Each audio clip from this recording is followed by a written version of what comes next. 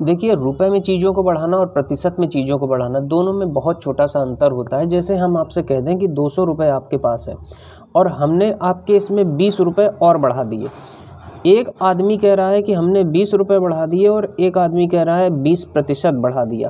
तो दोनों में क्या अंतर है ज़रा समझिएगा। 200 रुपये आपके पास हैं और अगर हम इसमें से 20 रुपये बढ़ा दें तो ये रुपए है ना, हमने इसमें से 20 रुपये बढ़ा दिए तो अब आपके पास कितने हो गए, 220 रुपये हो गए। बात समझ में आई।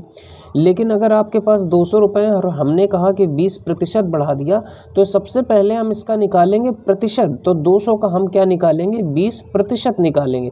तो प्रतिशत कैसे निकालते हैं, 20/100 कर देते हैं। 2 जीरो से ये 2 जीरो कट जाएंगे और 2 दूनी कितना होगा, 4, 40।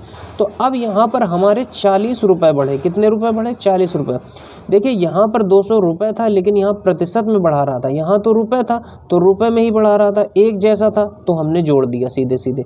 लेकिन जब यहाँ पर रुपये था और ये प्रतिशत में बढ़ा रहा था तो सबसे पहले हमने इसका प्रतिशत निकाला, तब हमें समझ में आया कि अच्छा 40 रुपया बढ़ा रहा है। तो 40 रुपया बढ़ा रहा है तो अब यहाँ से कितना हो गया, 240 रुपये हो गया। बात समझ में आई। तो एक छोटी सी गलती और आपका क्वेश्चन गलत हो सकता है अगर आपको रुपये और प्रतिशत में डिफरेंस नहीं समझ में आया। इसी से रिलेटेड क्वेश्चन एग्जाम में काफ़ी पूछे जाते हैं। जैसे हम आपसे कह दें कि कोई संख्या है 350, इसमें हम कह रहे हैं पहले हम 20% बढ़ाएंगे और फिर हम 25% की कमी कर देंगे। इस प्रकार बनने वाली नई संख्या ज्ञात कीजिए। कई क्वेश्चन एग्जाम में इस टाइप से पूछे जाते हैं कि एक व्यक्ति की आमदनी पहले इतने % बढ़ाई गई और फिर बॉस को समझ में नहीं आया और उसने फिर इतने % कम कर दी, तो अब नई सैलरी क्या होगी। तो देखिए, जैसे संख्या कितनी थी, 350 थी। तो सबसे पहले हमने क्या किया, इसमें से हमें काम अच्छा लगा तो हमने पहले 20% बढ़ा दिया। तो 20% का मतलब ये नहीं कि 20 जोड़ दो, सबसे पहले हम 350 क्या निकालेंगे, 350 का हम निकालेंगे 20%। तो 20% 20/100 ऐसे करके निकालेंगे। देखिए, ये एक जीरो से ये एक जीरो कटा, ये एक जीरो से ये एक जीरो कटा। 35 गुणा 2, 35 दूनी कितना होता है, 70। तो हम कितना बढ़ाएंगे, 70 रुपया बढ़ाएंगे।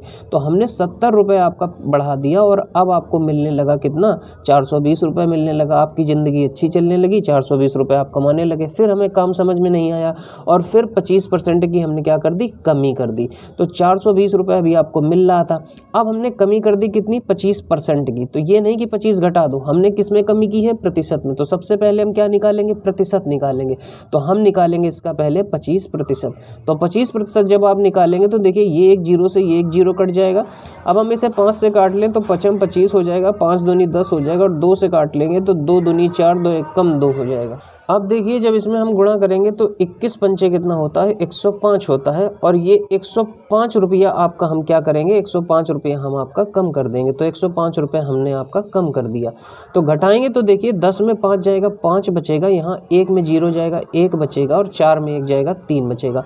तो अब आप कितना कमा रहे हैं, अब आप 315 रुपये कमा रहे हैं, यानी नई संख्या क्या हो गई, 315 हो गई। हमारा ए ऑप्शन सही हो जाएगा। तो इस तरह से काफ़ी क्वेश्चन एग्जाम में पूछे गए हैं। उम्मीद करता हूँ कि आज का ये कॉन्सेप्ट आप सभी को समझ में आ गया होगा। मिलते हैं अगली क्लास में। बाय बाय, टेक केयर, जय हिंद।